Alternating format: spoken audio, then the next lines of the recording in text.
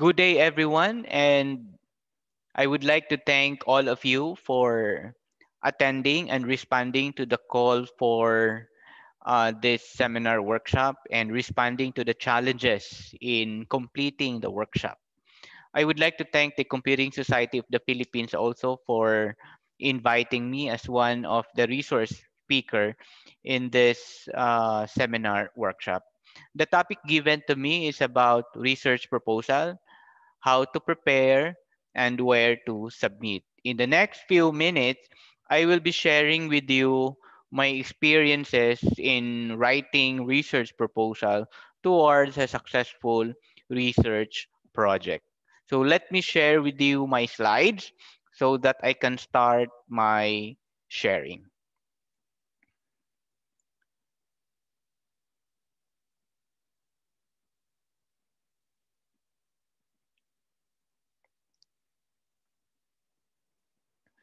So the topic, as I'd mentioned, research proposals, how to prepare and where to submit.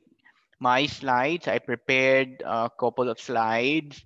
I will talk about the goals of a research proposal, the key elements of a research proposal, common mistakes to avoid so that we cannot anymore repeat the common mistakes or mistakes by research proponents, no, and we can avoid this so that our research proposal will be accepted.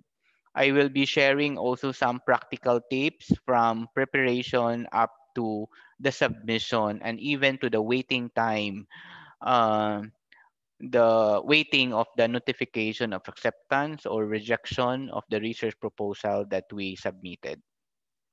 And I will be sharing also some categories or classification of funding agencies of the many research grants or projects, and some tips also on what to expect after submitting a research proposal. So this is Dave Marshall. I am from Dumaguete. I'm from Silliman University and currently the director for Silliman Online University Learning. So what is the goal of a research proposal? There are actually twofold of the goal of a research proposal, and this is actually interrelated to each other. The first one is a research proposal is to present and justify the need to study a research problem. Again, justify that there is a need to study a particular research problem. Second, this is to present the practical ways in which the proposed study should be conducted. So the first one is to justify that there is a need to study or to conduct the research. And the second one is to present the practical means in which the proposed study should be conducted. Now, writing a research proposal is a critical process in any research endeavor, and the design elements and procedures for conducting research are governed actually by the standards of the predominant discipline in which the problem resides. So it means that a research proposal summarizes the question you want to answer through your research. At the same time, a research proposal should demonstrate your knowledge of the subject area and shows the practical means or the methods you want to use to complete your research. A research proposal should contain extensive literature reviews, and then you must be able to present or provide and to persuade the readers the different evidences that a need exists for the proposed study. In addition, providing a rationale, a proposal describes detailed methodology for conducting the research consistent with the requirements of the funding agency, no? And a statement on anticipated outcomes and or benefits derived from the study's competition. Now, what are the key elements of a research proposal. So a proposal should contain all the key elements involved in designing a completed research study, and it must have the sufficient information that allows readers or reviewers to assess the validity and usefulness of your proposed study. Your proposal is an important part of the application process. This is actually the first step. And um, you should be able to have an effective proposal, or an effective proposal is actually judged on the quality of your writing, and therefore it is important that your proposal is coherent, your proposal is clear, and your proposal is compelling. Now, whatever research problem you will have, regardless of the problem you are investigating and the methodology you choose, all research proposals must address the following questions. First, what do you plan to accomplish? You should have a clear, direct, and be specific in defining the research problem and what it is you are proposing to research. Second, what do you want to do the research? In addition to detailing your research design, you also must conduct a thorough review of the literature and provide convincing evidence that it is a topic worthy of in-depth investigation. Be sure to answer the so what question. And the third is, how are you going to conduct the research? So be sure that what you propose is doable according to resources, feasible according to resources again, and practical. Um, if you have difficulty in formulating your research problem, again, you have to revisit and be able to understand the very basic components in writing a research problem. Now, in my next slide are the common mistakes that I got from the literature and incorporated also some of my experiences. Um, some of the common mistakes that I committed during the early stages of my research experience.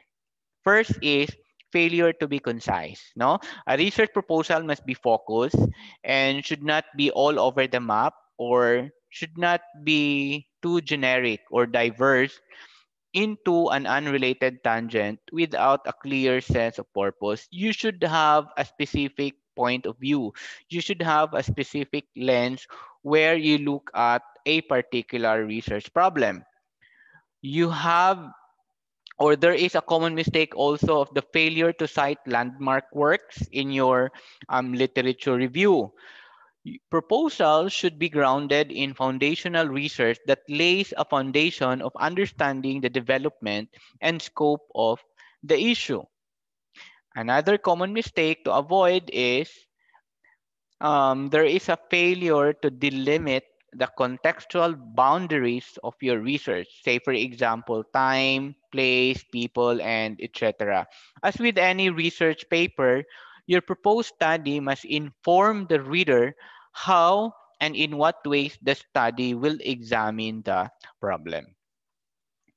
Another common mistakes to avoid in writing your research proposal: failure to develop a coherent and persuasive argument for the proposed research. This is actually critical, and in many workplace settings, the research proposal is intended to argue for why a study should be funded. You have to present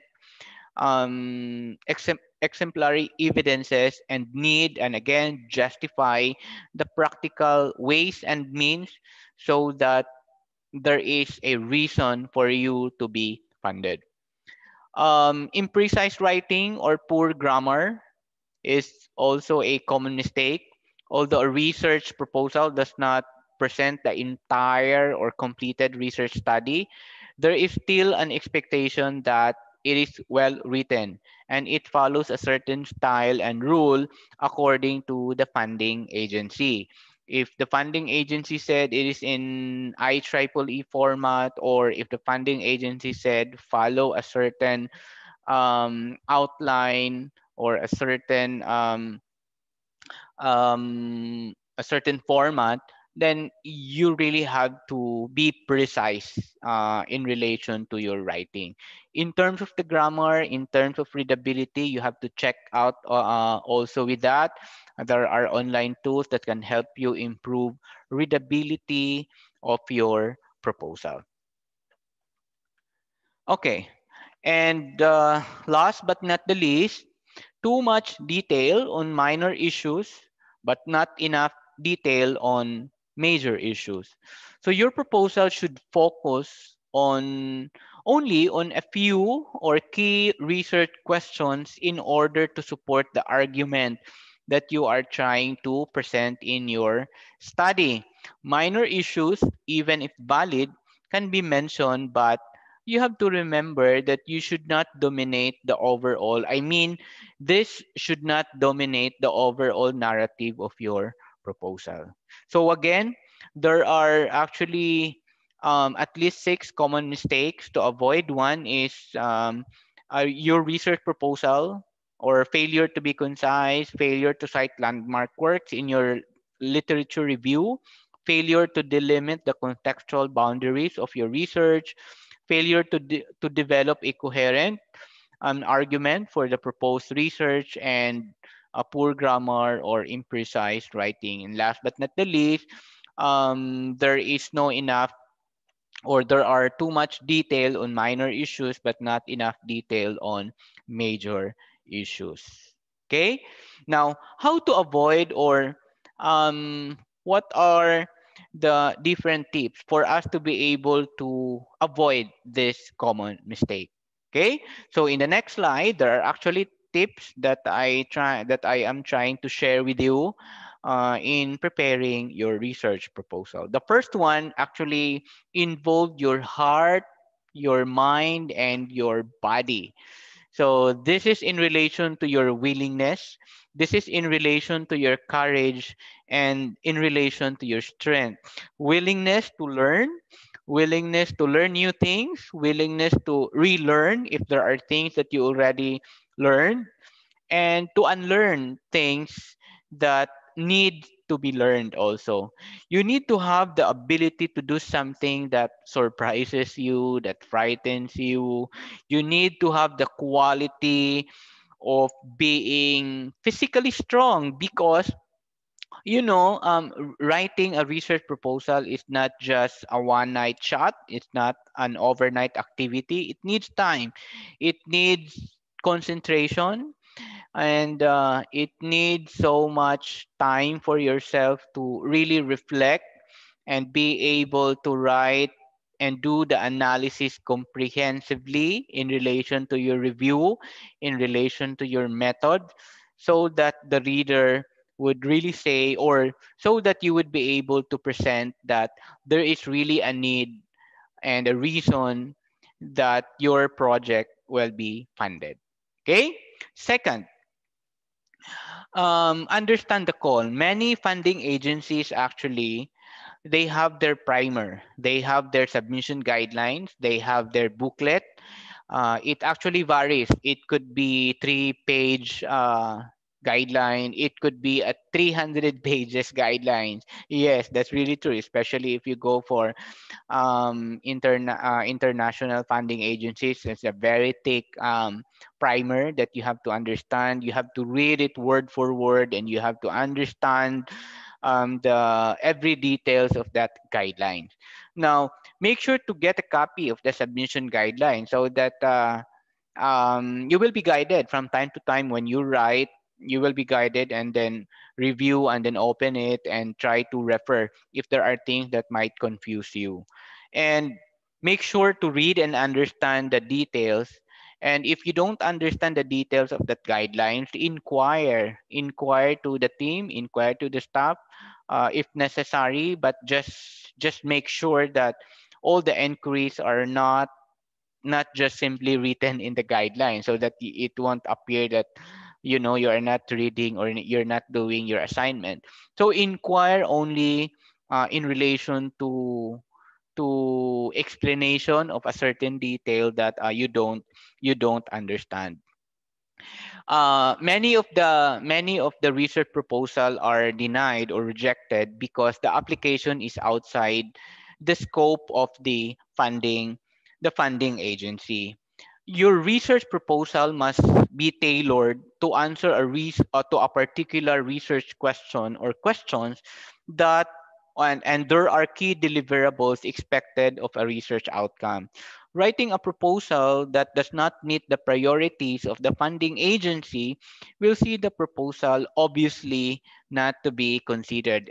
Actually, there are rounds of the review process. It could be according to the outline, it could be the format, or according to the scope.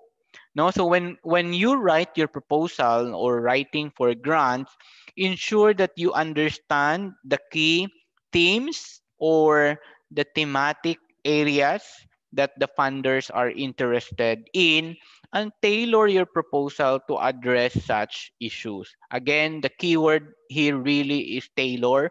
Be responsive, be able to respond, kung baga you were able to hit the bullseye, kung baga nakukuha mo yung kiliti ng funding agency so that they will be interested. No institution or body or funding agency will fund a proposal that does not meet their priorities expected of such research, but would rather go for a proposal that actually meets the priority areas the funders are interested in. So say for example, if you will try to look at this call for proposal from DOST, let's try to check this out. um, this is the call. You can see here there is a call for proposal, and then you will have the first is in relation to environment factor. You have the rationale, and then there are themes. This is the one that I'd mentioned, that there are specific areas like formulation and implementation of integrated air, revision, and so on and so forth. No, another areas also maybe you could look at in relation to. Oh, take a look. There is also the scope. There is even an objective, and then the specific objective of the call, and so on and so forth. Then another priority is also posted here. So you just have to attack which area you would want to focus, or which area or which priority you would want to tailor your proposal. Okay? So um, in in writing your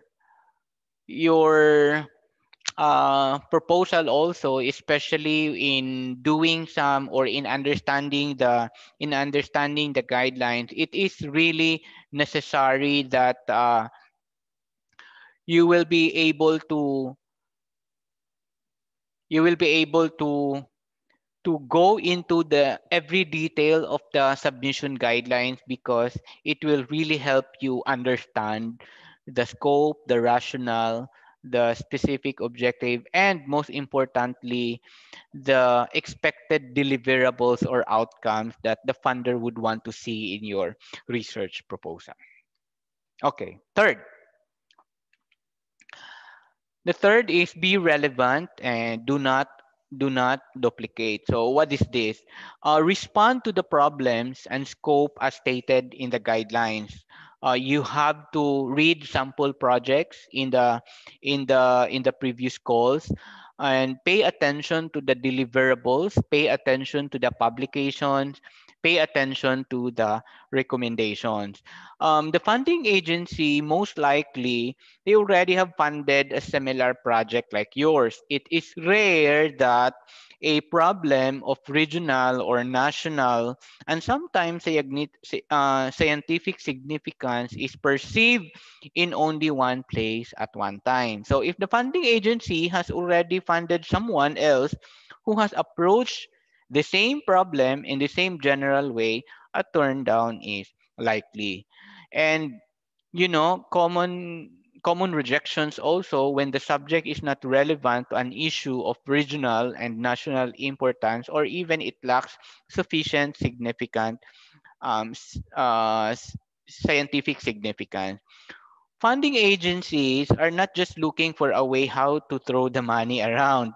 And in the name of funding proposals, most of the funding agencies are interested in funding proposals that are captivating, that are intriguing, and has the potential to impact positively on humanity and contribute to the body of knowledge. So when you next you are writing a proposal, ensure that there is something that is unique, there is something that can capture the attention, can get the attention of the reader, and something that it can make it stand out, no, among the other research proposal. You just have to bear in mind that submitting a research proposal is also like a competition. You have many competitors in that grant, and then your idea may be of the same idea with the others, but what is vital here, what is critical here, are your methods and the way you present your critical analysis that your proposal is worth funding. Fourth, two heads are better than one. So create a team, no? Create a team, fill in the gaps that necessary, fill in the gaps and have the necessary skills in your team to accomplish the task. Many rejections also falls because proposal appears to be beyond the capacity of the principal investigator. Most of the time, funding agency are looking for submissions from a team, and if it is a team, there is a principal investigator, and there are also a team members. They call it sometimes component. There is also like project leaders, component leaders, uh, depending on the structure of the funding agencies. When the proposal appears to be bigger than the capacity of the principal investigator, it entails that such researcher lacks the ability and the technical know-how to conduct research, and such proposal will not sail through the first screening stage. So fill in the gaps. Make sure that you have your team can the members can complement the necessary skills needed or required to the funding agency. So you look at if there is a need for you to create a team in an intradisciplinary, in a multidisciplinary, in a cross-disciplinary, interdisciplinary, or transdisciplinary. I am not saying that multidisciplinary is better than interdisciplinary, because again, it's still dependent on the guidelines of the research grant or of the funding agencies. Okay, so again, make sure that you discuss it with a team. You discuss it with other members of the team. What are the things to be done for you to be able to fill in the necessary skill or the necessary competency in achieving a certain research problem. Let's proceed. Fifth, follow the proposal template strictly. No, there are many rejections done because guidelines are not followed by the funding agency. No excuses. Excuses, even if you are expert in using a certain template, and because you are not comfortable using their template, you will insist and then put a note that blah blah blah that I am using another. Don't do that. No, outline, styling, merits, and even criteria vary from funding agency to another funding agency, per funding agency, or according to the call for the research grant. Proposals, you have to take note that proposals are not generic, such as appropriate guidelines as provided by the funding organization.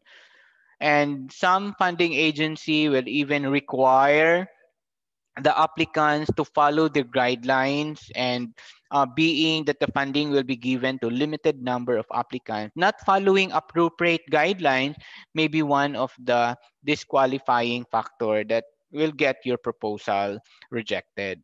Uh, aside from following the guidelines, you have to make sure that all boxes or all necessary sections in your proposal are completed also. No, when thinking how to write research proposal and not fail, some researchers may be caught in the web while trying to submit a research proposal. Submitting an incomplete proposal is as good as not submitting a proposal at all. Why? Because the key issues that the assessors or reviewers of your proposal will be looking out for will not be captured in an incomplete proposal. So it is therefore advised to ensure that all the areas, all the sections required in the template or by the funder are duly captured in the proposal for it to be eligible for the consideration.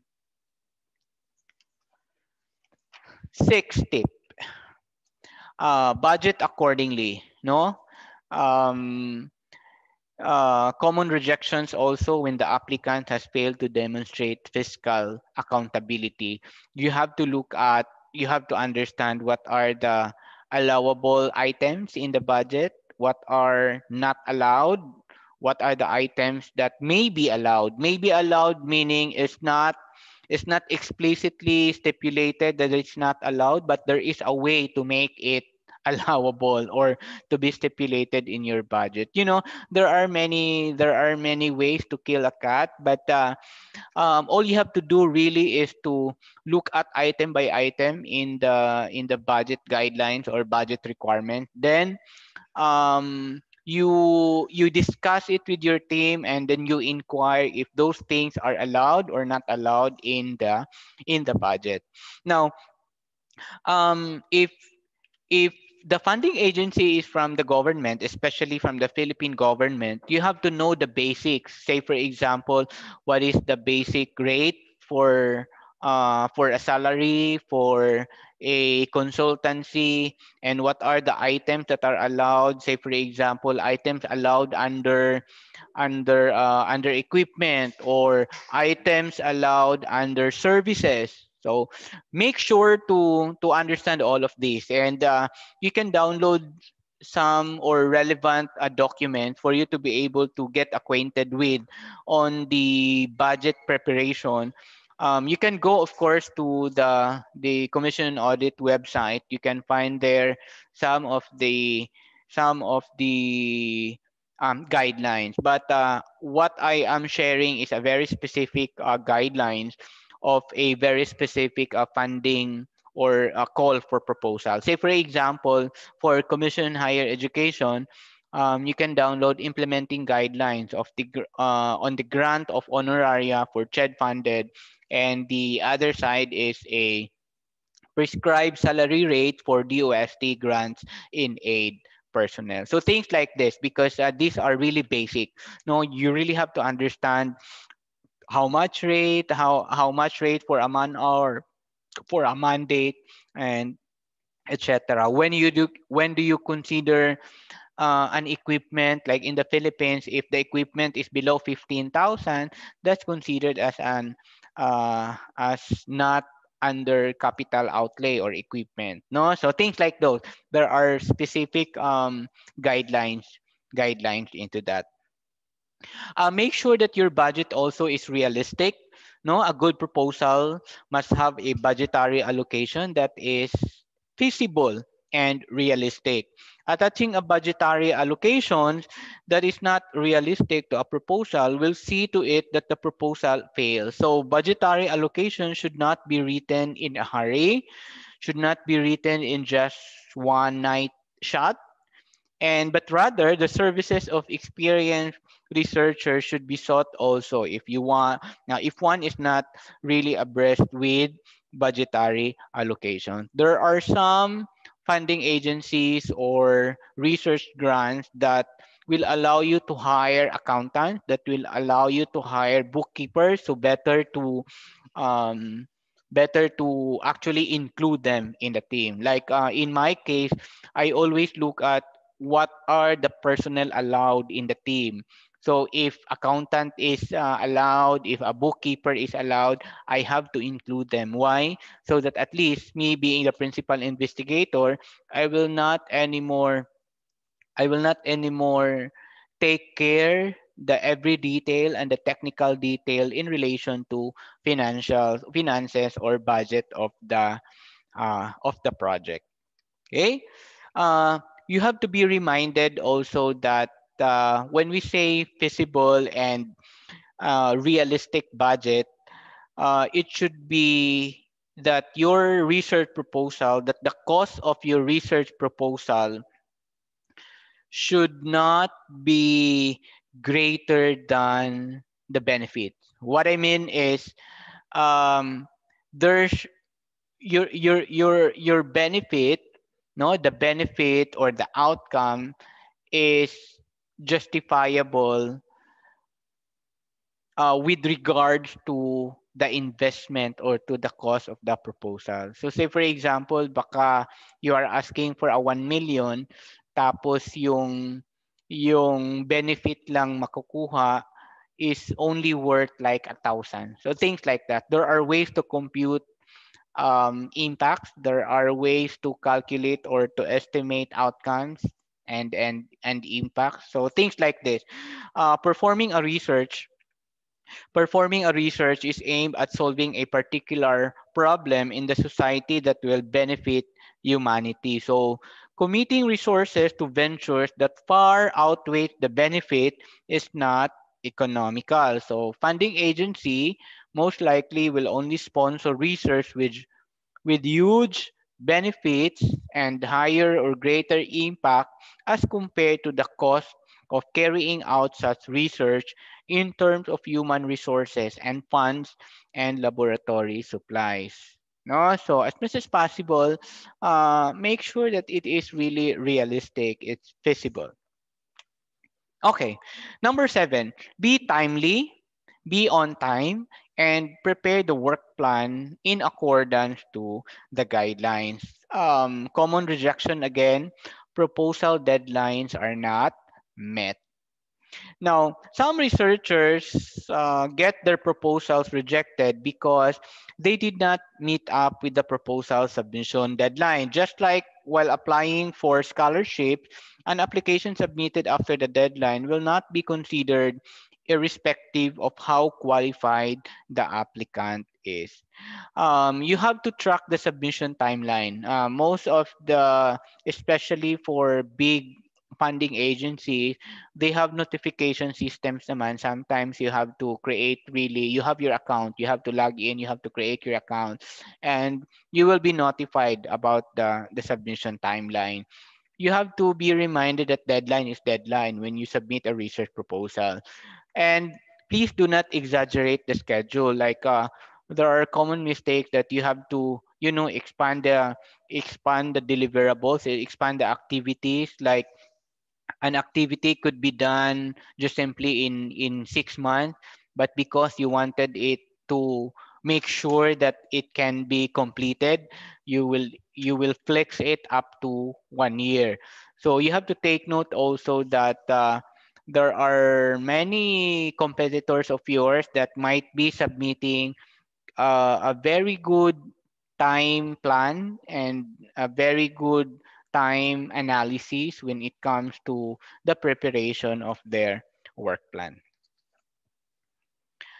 Number 8, writing a research proposal is not an overnight work. It's really a no-no, a shotgun approach. It is clear to the reviewers or to the assessors when the applicant has not read or understood the agencies or the funding agencies' interest and application procedures and has instead forwarded a generic proposal to many funding sources at the same time. No, the lack of match with the funding agency's priorities and criteria ensures really a turn down or rejection to your proposal.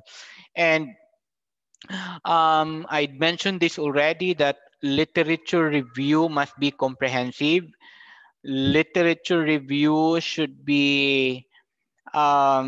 have a good grasp of analysis, and the reader should have a good grasp of what you are doing in its entirety. So a poorly written literature review actually exposes the researcher's knowledge base about the subject matter, and no funding agency will really commit funds to someone who barely understands what he or she is doing. Aside from that, writing a research proposal, methodology is must be adequate. Methodology must be comprehensive enough. And when the a proposal may address a problem of significance which is important to the funding agency, but it may be rejected because the approaches is not accurate or not relevant or not appropriate, and the approach to the problem in a way that the assessors do not believe adequately to the test its own assumptions, or because it fails to ask the right question. So the applicant also has not included measurable outcome or indicators in the proposal is also a way to reject a research proposal. And without some means of measuring success of the project, funding agencies or funding grants or organization is most likely will not invest to the resources. So again, literature review is very vital, must be well written. You must have an adequate methodology, and you must have a measurable outcome indicator into your research proposal. Next, do what is required. No, the reviewer may take certain issue with certain aspect of the research proposal which relate specifically to the content, and like the required documents are non-negotiable if that is really stipulated in the guidelines. Like number one, you have to provide an ethics clearance, you have to provide privacy clearance, and so on and so forth. It's non-negotiable. Include that, you have to submit it. Do not insist, no, do not insist to the staff, do not insist to the reviewers, make friends with them, but you just have to make sure that you always trust what is written in the guideline, because reviewers are not necessarily part of the internal organization. Most of the time reviewers are external from the organization or outside the organization, and they don't really go into the very details, but maybe look at or just simply follow what is written in the guidelines. Okay, so some studies, as I mentioned, some studies will require ethics clearance, ethics, um, and research integrity agreement, and so on and so forth. Just provide them. Okay, and you have to provide, you have to make sure that all sections or all items in the template or what is required are provided. And last but not the least, be ready and then set your expectations. No, be ready whether it is approved or it is to be rejected, and just set your expectations. Feel free. I mean, you just have to make sure that you have alternative courses of actions if that is declined or if that is rejected. What is next after that? Okay. Now, the half of my presentation is where to submit. No, for sure, many of you are familiar into this, but I'm trying to categorize funding agencies. No, the first one is internal or institutional grant. Like if we have faculty or teachers here, you may start with the faculty development grant provided by your own institution. There could be a departmental departmental grant. I myself is a product into this. I started with a very small scale grant. It's like a 3 unit deloading in your department. It's a small, it's just like a baby step. It's for me to, it's for me to understand the process of writing or the process of doing research. It's not really a grand impact. It's not a grand research methodology, but what is important is I've started this. I mean, I was able to start writing a research and getting or have a success in the submission of my research proposal. Second is through government agencies. No, like on the screenshot that I shared, you can go for teachers here, for academicians here. We can go to the Commission on Higher Education, particularly on that link. Aside from that, there is a vast of call for papers from the Department of Science and Technology. You look at the councils, you look at the different institute of DOST. They have different research agenda. They have different and a variety of priorities that you can look at also, no, and there are specific scope also of the funding. There are specific uh, objective also of the expected deliverable. So again, you have to go through into the primer, into the submission guideline for you to be guided. Okay, and the third one is you can also submit to some private or non-government agencies or even professional organizations. I'm sharing also with you a link here. Maybe you're interested of integrating technology from the Oscar M. Lopez Center. I'm one of the component leader of a project of a research grant here, the resilience grants program. No, the use of technology, transformative power of science and technology. So you can browse into the website, and it's a very interesting call for research, and they have a very exhaustive and primer also that you have to comply. No, and that it's actually downloadable on their website.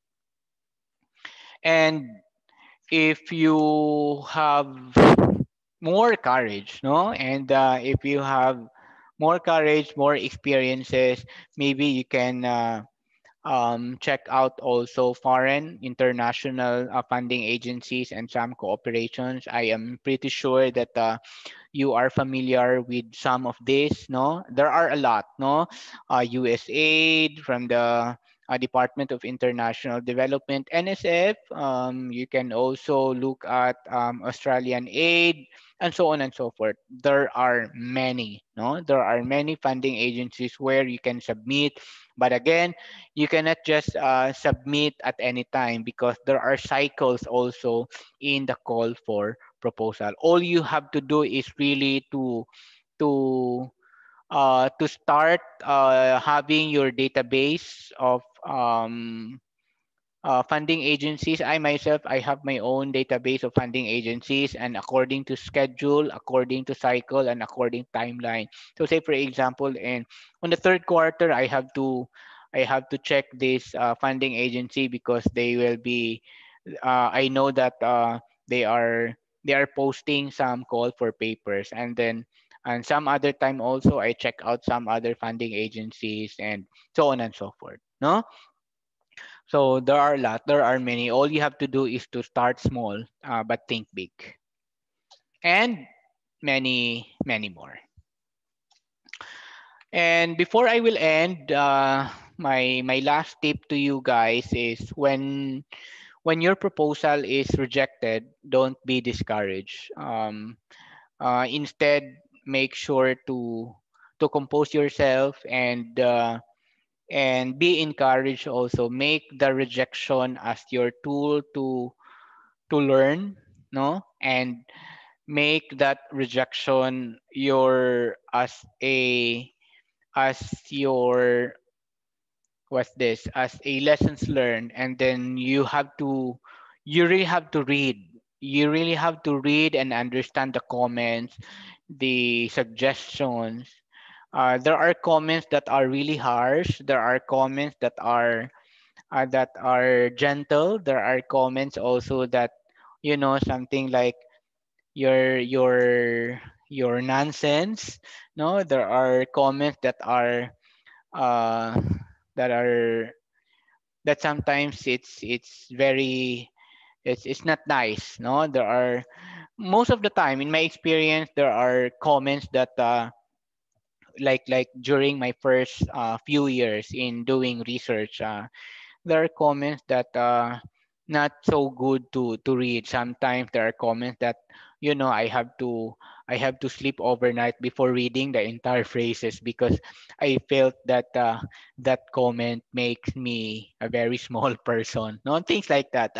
All of this you have to be honest with you, I have a database of comments. No, a database of comments, good, not so good, and bad comments, and I always make sure that those comments is my point of reference in my next proposal or in my other idea generation to submit a research or to conceptualize a research proposal. It's good actually to take note all of those rejections, all those comments and suggestions, because you have to take note that um, reviewers are not just one person. Most likely, reviewers are at least a minimum of three, and they have their own rubrics also. Okay. And if your proposal is accepted, you have to make sure that you can implement it well. You have to be true to what you have written. You have to be true to your words, and you have to manage well your project, which is actually the next challenging task in doing or in writing or in implementing a research project. So I hope I've shared something with you guys. If you have further question, you can email me. My email is demarshall@su.edu.ph, and you can also browse my website there. You can download the material that I shared with you and some of the tips in relation to research writing. So once again, thank you for listening. If you have further questions, feel free feel free to email me, and I would be happy to respond into that. And I would be happy also to collaborate with you in our future endeavors, to collaborate with you, because most of the funding agencies also, one of their criteria is collaborators of a certain research project proposal. So it would be good to have a diverse team compositions, diverse skills, coming from different institutions or coming from the different perspective of research endeavor. So once again, this is Dave Marshall, and I hope I've contributed something toward the success of your research proposal. Thank you, everyone, and good luck.